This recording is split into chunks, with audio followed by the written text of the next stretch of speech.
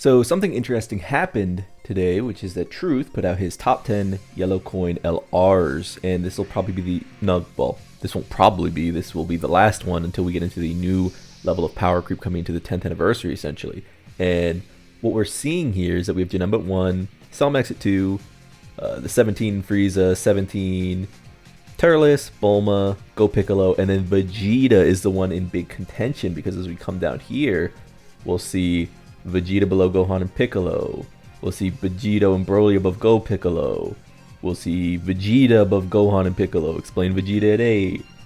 SSJ2 Vegeta. Keep going down. Bulma, the best aging unit in history. This might be true. Vegeta is way too low. Vegeta should be at 6. I think Vegeta should be over Kid Gohan. And it's just kind of interesting to me because it seems like one of those instances where this seemed obvious but is surprising a lot of people. Does that make sense?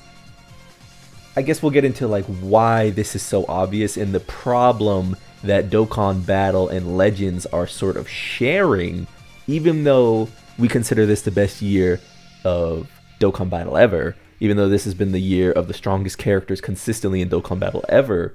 I sort of look at Dokkan or Dragon Ball Legends and I see its missteps this year, and I start to wonder if Dokkan is heading down that same trail. And it kind of starts with characters like Tech Broly, like Vegeta, like Beast Gohan, honestly. So the reason I want to draw the parallel to Legends is because we've been seeing that Legends Fest has been letting people down quite a bit, and it's not because of the character picks, because the character picks are trending units. We literally got a Vegito, you know, a Vegito Blue, and he's base Vegito Blue. There's no fusing. He's just Vegito Blue.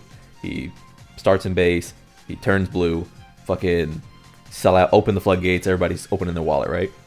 The thing though is, even when this character came out, I felt as though the reception was already sort of middling, and it's because you can't release hype to fix meta, and you can't release hype to fix kit design, and you can't release hype to absolve your like design sins. You know what I mean? It gets to the point where, you know, we've had Truth forever say 10th anniversaries, double fusions, everyone's opening their wallets. You know what I mean? And sure, it sells like gangbusters. That said, does the reception remain positive if the units end up like the recent Gotenks, who is a very strong unit? No one's saying that the Gotenks they just released is a bad unit, but one of the early notes for him was, even though his animations are great, even though he's a fusion, even though he's very, very strong, he's battling for top whatever the case may be in Dokkan, his kit is sort of nothing. He's just a unit that shows up, goes slot 1, slot 2. He's a strong, overall powerful unit, but he does not force you to make decisions at all. And one of the things I've always talked about is, once units become too perfect, why even play? You know, because it becomes less about, like, you know, people say Dokkan is team building, Legends is team building. Well, what happens when the team building decisions are just made for you, right? So even though we see Vegito up here and the Daima Goku here, we come up to a character like Super Saiyan 2 Goku here, who turns into Super Saiyan 3, and now we're starting to look at like, or not, I'm sorry, Super Saiyan 3 Goku, I forgot the Super Saiyan 2 is the Daima. But we see Super Saiyan 3 Goku, and we have comments like this from Grass, who says, I'm not entirely sure how to rate Super Saiyan 3 Goku. There are 0 teams I'd rather run him on than VB, and he lacks a clear purpose in his design. He's still really good when looking at him in a vacuum. I wish it would have gone a completely different direction with his design. And then we come over here to Ryuden, who's the Super Saiyan 3 enjoyer. You know, this is the Super Saiyan 3 guy. Yeah, the more I use him, the more let down I feel. There's no denying he's a good unit, but looking at the entire unit, he just feels unoriginal and lazy. I'm probably going to do a video talking about it because there is certainly not what people expected after waiting years for him. So let's get into how this relates to Dokkan. So we can finally get into the meat and potatoes of this, which is that characters like Super Saiyan 2 Vegeta, like Gotenks, like Beast Gohan, like AGL Gohan, like Tech Broly, they sort of have this upper limit on what you can do with the game. It's not about why they're good or if they're the best or if they have the most teams. It's just that from a design space, they're hard limited to the best version of them. This Super Saiyan 2 Vegeta essentially can never be better than Beast Gohan. I hope that makes sense because they're essentially the same type of flat kit, but one is just an anniversary unit.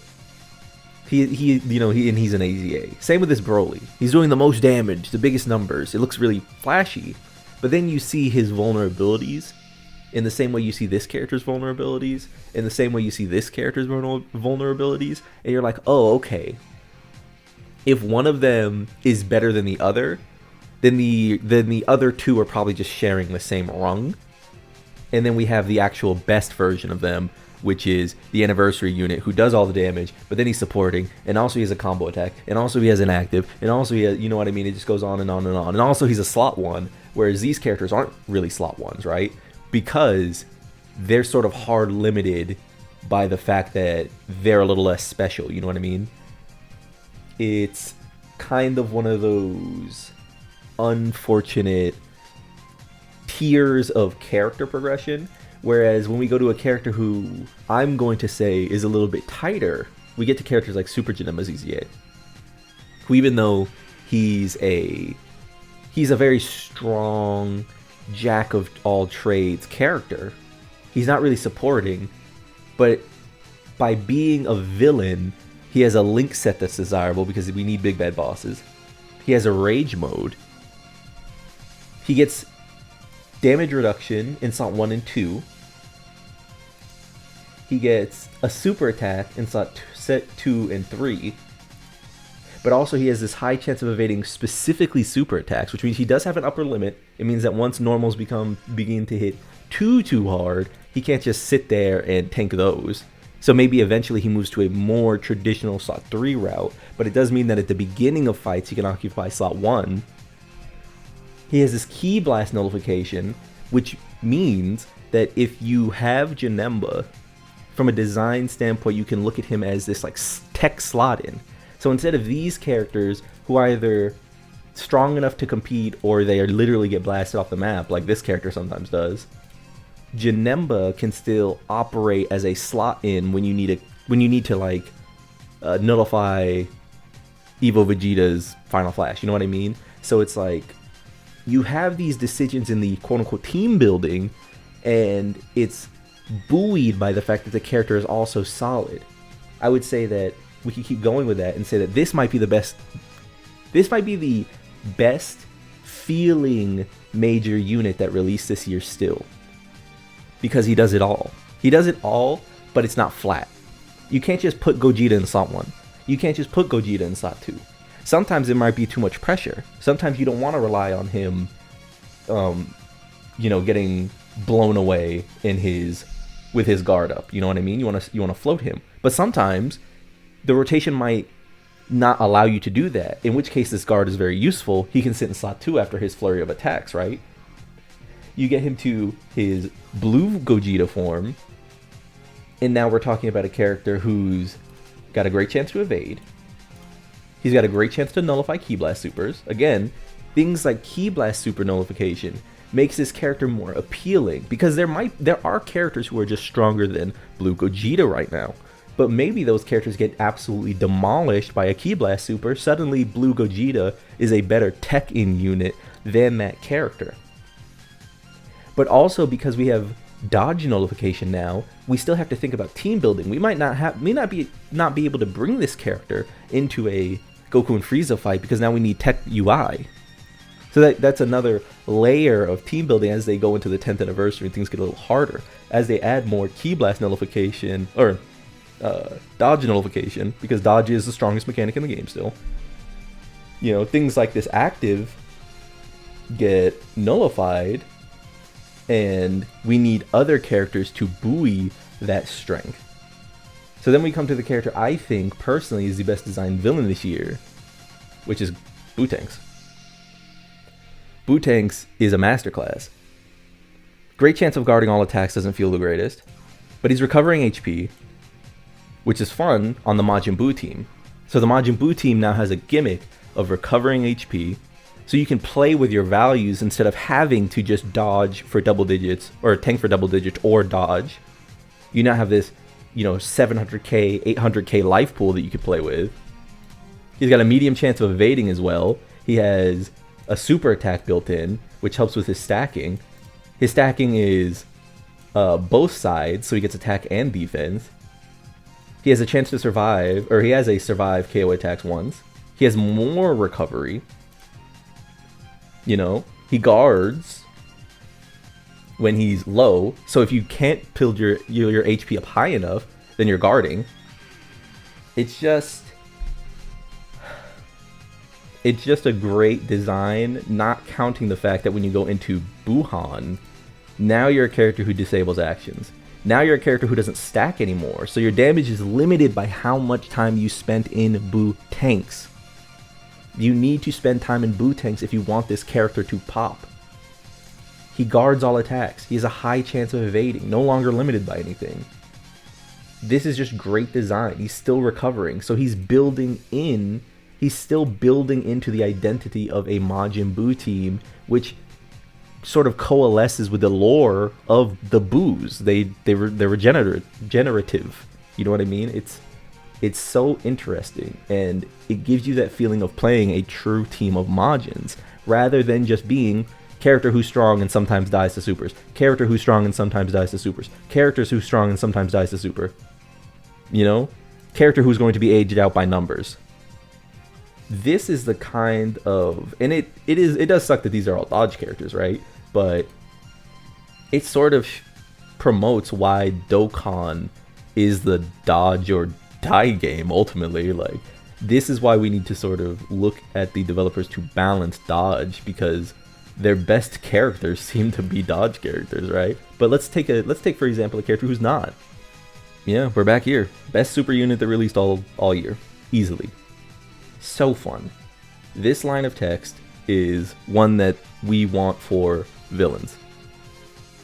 You know what I mean?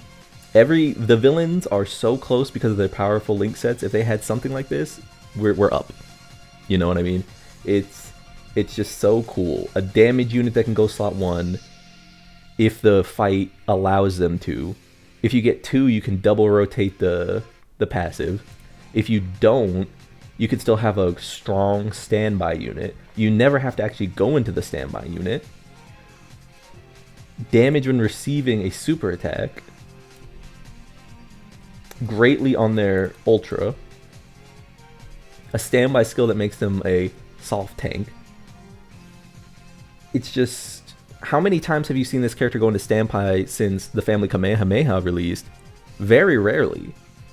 But you still feel their effects, and you'll still feel this character being a slot 3 for a long time, I think. So long as we get All Out Struggle and Movie Heroes characters, we're gonna get Movie Heroes characters. Gogeta's probably coming for Anniversary again. It's one of those things where, this character is so close to being a this or this or this. But due to adding the choice of a standby mode, combined with bringing characters essentially out of retirement with this, like, there are people saying that Bulma is now back because of this unit, but those people don't realize that that's becoming less and less as this unit is sort of being beaten down, because their team needs a slot 1 and it's not always available. So Bulma can't just fit into a double Super Saiyan trio team anymore. We don't really want to run this character as duos anymore, because they'll just get fucking annihilated in slot 1 now, right? But it's impressive how they still stick around as a useful option because of a great link set, because of a great standby option, and because of even just this happening one time. Yeah, I think it makes a lot of sense that people want characters to just be flatly good, but we're going to continue to get characters like this every year in a row, and you can't really question why they're taking up 7, 8, 9, or 6, 7, 8, or 5, 6, 7, you know what I mean? Because they're the same character, same weaknesses, it's just who has the best team. So when you see characters who are a little more specialized, it's hard to deny the impact of things like this. when it's like, well, this one's just better, and this guy has has potential, man. You know what I mean? Like, you know, that's gonna do it for today. If you like the video, subscribe to join the club. We all gonna make it. Peace.